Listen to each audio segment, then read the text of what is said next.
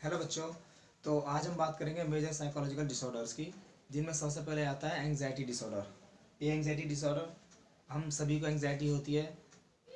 जैसे एग्जांपल इसमें आपकी बुक में दे रखा है, किसी पर्सन को, डॉग है उसका नाम, वो कार में जाता है और उसको अचानक उसका सांस लेने में दिक्कत होने लगती है। वो रुक रुक के चलता है और लास्ट में उसे इतनी प्रॉब्लम हो जाती है, उसे घबराहट होने लगती है कि अगर मैं बाहर जाऊँगा कहीं ऐसा ना हो कि मेरी डेथ हो जाए, तो वो इस वजह से कार चलाना ही छोड़ देता है। ठीक है, तो ये एक एग्जाम्पल है। आपने देखा होगा कि जब आप एग्ज़ाम देते हैं या एग्ज़ाम का डेट शीट आ जाती है, तो आपके मन में भी ऐसे विचार आने लगते हैं कि पता नहीं क्या होगा। जैसा कि हमने पहले बात किए थे साइकोलॉजिकल डिसऑर्डर्स में, तो एंग्जाइटी में यही होता है एग्जैक्टली। जब आपका एग्ज़ाम होता है तो आपको टेंशन होने लगती है उसके बारे में, है ना। और इसमें होता क्या है, वैन जब एंग्जाइटी हो रही है, इट मीन्स इट्स ओके, कोई बात नहीं। लेकिन जब ये कॉन्स्टेंटली होने लगती है और हमारे जो पर्सनल लाइफ है उसको जब बहुत ज़्यादा इफेक्ट करने लगती है, it means it is the clue that we have some kind of anxiety disorder. जैसे कि यहाँ पर हमने लिखा है, it is normal and expected which motivate us to do our task. Anxiety होना अच्छी बात है, लेकिन थोड़ी जो हमें मोटिवेट करती है अपने टास्क कंप्लीट करने के लिए। अगर एंग्जाइटी नहीं होगी तो हम कुछ करेंगे ही नहीं, राइट। तो but when it distressing effectively our functioning और of individual and of daily routine, ठीक है, then it indicate the presence of an anxiety disorder. जब वो उसे डर है, जो एंग्जाइटी है, वो इतनी ज़्यादा बढ़ जाती है कि उसका जो डेली रूटीन है वो इफेक्ट होने लगता है, it means it is sign of anxiety disorder. तब फॉर एग्जाम्पल आपने, जैसे मैंने बताया कि at the time of examination आपने ये फील किया है, when we have to go to an dentist. जब हम दांतों के डॉक्टर के पास जाते हैं तब भी हमें एंग्जाइटी होती है कि अब वो हमारे मुंह में जो उसके औजार होते हैं उनसे वो, है ना, जो ट्रीटमेंट करेगा उससे दर्द होगा, इसके लिए भी हमें एंग्जाइटी होती है वहाँ ना जाने के लिए, कि हम वहाँ ना जाएं। ऐसा असल में इसमें होता क्या है, इसमें diffuse vague very unpleasant feelings and fear and doubts, ये सब होता है। इसमें फियर होता है, डाउट्स होते हैं किसी भी चीज़ के बारे में, अनहैप्पीनेस होती है, वैग्यू वैग्यू मीन्स अजीब, पता नहीं रहता इसके बारे में, और डिफ्यूज हमें इसके बारे में होता है। ठीक है, फॉर एग्जांपल इसमें सिम्टम्स जैसे आते हैं किसी में, ये कॉम्बिनेशन ऑफ सिम्टम्स होता है। इसमें अगर एक साथ इतने सारे सिम्टम आते हैं, कुछ का कॉम्बिनेशन होता है, तो it means it is finally has anxiety disorder. जैसे इसमें क्या सिम्टम्स होते हैं, रैपिड हार्ट रेट होता है, हमारे दिल की धड़कन बढ़ जाती है, शॉर्टनेस ऑफ ब्रेथ, हमें सांस लेने में हम धीरे धीरे सांस लेते हैं। नेक्स्ट, डायरिया हो जाता है, लॉस ऑफ एपेटाइट, हमें भूख कम लगती है, एंड स्वीटिंग, हमें पसीना ज़्यादा आता है, फटीक, थकावट ज़्यादा होती है, dizziness, sleeplessness and frequent urination, बार बार पेशाब करने जाने के लिए मन करता है, एंड ट्रेम्बल, और लड़खड़ाहट, या हमारा क्या कहते हैं, ट्रेम्बल मीन्स लड़खड़ाना या कांपना, ये सब चीज़ें एंग्जाइटी डिसऑर्डर में होते हैं। ठीक है, इसमें वैसे तो there are many types of anxiety disorder, but जो पहले हम जिसकी बात करेंगे वो है जनरलाइज्ड एंग्जाइटी डिसऑर्डर, जिसे शॉर्ट टर्म में GAD कहते हैं। इसे आप नोट कीजिए।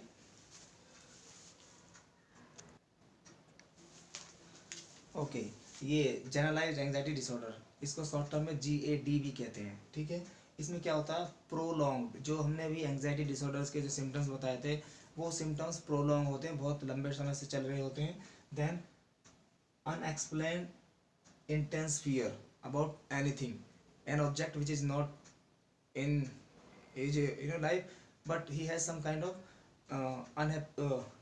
unexplained intense fear, ऐसी चीज़ जो है ही नहीं उसकी लाइफ में, लेकिन उसके लिए उसके दिल में, उसके दिमाग में डर रहता है, बहुत तेज, बहुत ज़्यादा डर रहता है। Then doubts feelings about future, उसे अपने फ्यूचर के लिए डाउट्स रहते हैं कि पता नहीं क्या होगा, उसकी फीलिंग्स रहती हैं जो उसको, ये सब उसके माइंड में चलता रहता है, राइट। देन हाइपर विजिलेंस, इसका मतलब है हाइपर विजिलेंस मीन्स, हाँ, हाइपर विजिलेंस मीन्स वो पर्सन बहुत ज़्यादा अटेंटिव हो जाता है अपने एनवायरनमेंट में, कि कहीं ऐसा तो नहीं है कुछ, there is something, some kind of danger which which can hurt me, तो वो हाइपर विजिलेंस रहता है पर्सन, हमेशा अपने चारों तरफ एनवायरनमेंट में डेंजर को, जो भी खतरा है उसे देखने की कोशिश करता है, ठीक है। देन मोटर टेंशन, उसके जो बॉडी है वो बहुत ज़्यादा, मोटर में जो हमारी एक्टिविटीज़ हैं, है ना, हाथ पैर की, इनमें वो बहुत ज़्यादा एक्टिव रहता है और हमेशा इधर उधर अनरिलैक्स रहता है।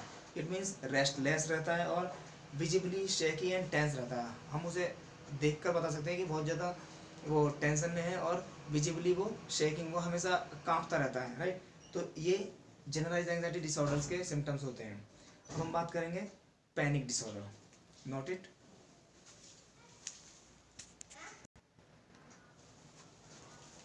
ओके बच्चों, अब बात करते हैं पैनिक डिसऑर्डर की। इसमें क्या होता है, रिकरेंट एंग्जाइटी अटैक्स होते हैं। जो हमने एंग्जाइटी के बारे में बात की है उसमें वही सिम्टम्स रिकरेंट कंटिन्यूसली होते हैं और the person experience N intense terror, उसे ऐसा लगता है कि बहुत ज़्यादा खतरा उसके लिए, उसके चारों तरफ आ गया, जिससे मतलब उसकी जान जाने का खतरा है और वो मुश्किल ही बच पाएगा।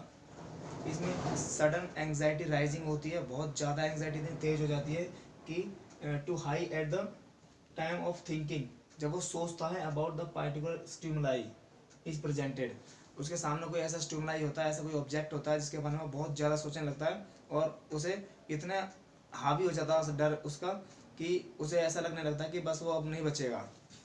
इसमें क्लिनिकल सिम्टम्स क्या होते हैं, क्लिनिकल सिम्टम्स में शॉर्टनेस ऑफ ब्रीथ, सांस लेने में कमी हो जाती है, डिजीनेस, ट्रेम्बलिंग, उसे लड़खड़ाहट होती है, वो कांपने लगता है, चोकिंग, उसका ऐसा लगता है कि सांस घुट रहा है, उसका गला कोई मतलब गले में दिक्कत आ रही है, नोजिया, उसे मितली होने की, उल्टी आने का संबंध करता है, चेस्ट पेन और डिस्कम्फर्ट, छाती में दर्द होने लगता है या उसे कंफर्ट लगता है, पल्पिटेशंस, फियर ऑफ लॉसिंग कंट्रोल, ऐसा लगता है कि अब मेरा अपने ऊपर से कंट्रोल खत्म हो गया, मैं अपने आप को कंट्रोल नहीं कर पा रहा हूँ।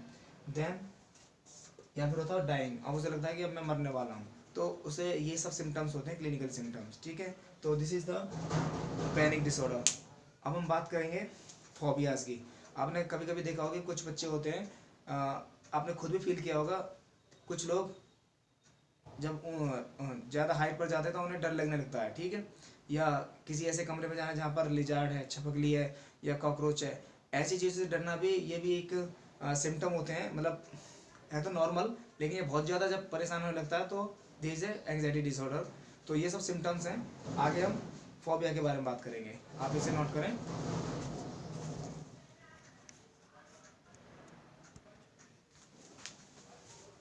ओके बच्चे, अब हम बात करेंगे फोबिया। फोबिया क्या होता है, फोबिया होता है irrational fear related to any object, stimuli और पीपल और सिचुएशन।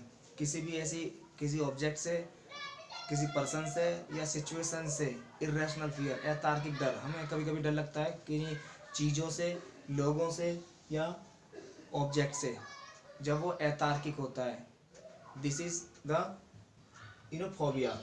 असल में फोबिया होता क्यों है, फोबिया एक्चुअली जो हमारा जनरलाइज एंग्जाइटी डिसऑर्डर्स होते हैं, इट लीड्स टू फोबियाज, ठीक है। तो फोबिया हमें जनरलाइज एंग्जाइटी डिसऑर्डर्स की वजह से होता है। और फोबियाज को हम 3 पार्ट्स में डिवाइड कर सकते हैं। जैसे पहले होता है specific phobia, number 1 specific phobias, number 2 second is social phobia, then agoraphobia, social phobia, then third is agora. ये फोबिया आप लिख सकते हैं बाद में।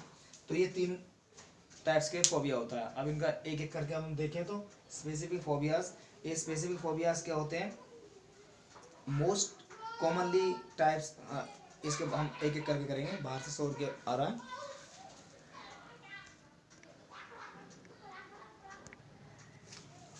ओके बेटे, तो हम इसमें फोबियाज में सबसे पहले बात करेंगे स्पेसिफिक फोबिया। स्पेसिफिक फोबिया होता है irrational fear of some animals, irrational fear of some animals or being in enclosed space. तो this is the specific phobia.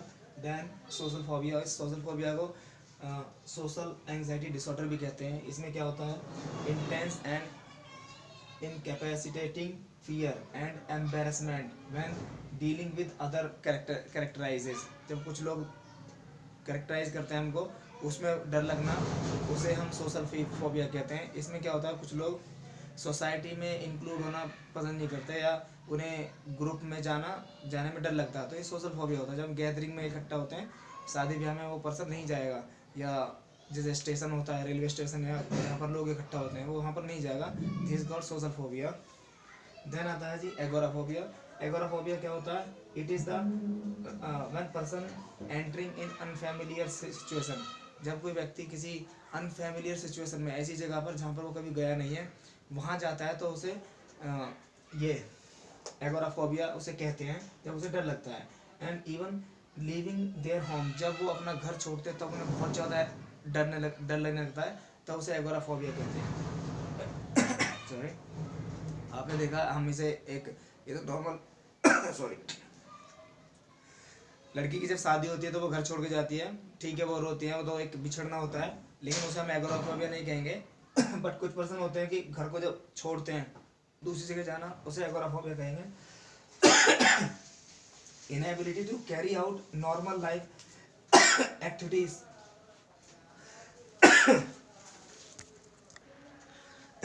Okay, agoraphobia जब इसमें inability to carry out normal life activities in early are severely limited, जब हमारी जो daily life routine है उसमें कुछ disturbance आ जाती है, जिससे हम लाइफ को जी नहीं पाते हैं, सही से काम नहीं कर पाते हैं, तो वो एगोराफोबिया होता है। ठीक है, ये सारे फोबियास हो गए। अब नेक्स्ट जो इसमें होगा वो हम आगे डिस्कस करेंगे, that is obsessive compulsive disorder, right. इसे आप नोट कर लें।